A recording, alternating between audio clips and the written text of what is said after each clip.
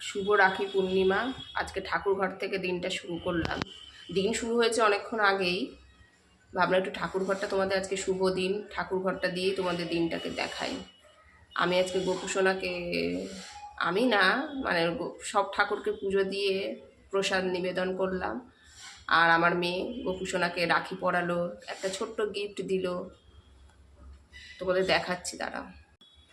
এই যে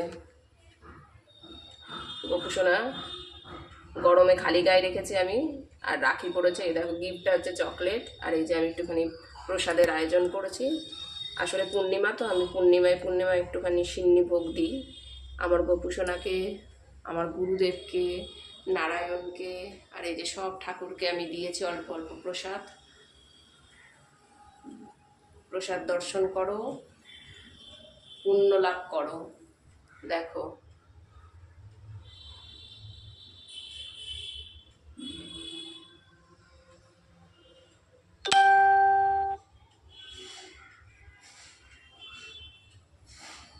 আজকে রাখি বন্ধনের দিন, সবার ভালো হোক। সবাই সবাইকে রাখি বন্ধন, রাখি পরিয়ে রাখি বন্ধন উৎসবটাকে আনন্দময় করে তোলো। দুনিয়ায় যা চলছে, যাই হোক, আমি আজকে শুভ দিন ওই দিকে আমি যাচ্ছি না, তবুও সবাই সবাইয়ের পাশে থেকো, সাথে থেকো, এটাই অনুরোধ, কামনা।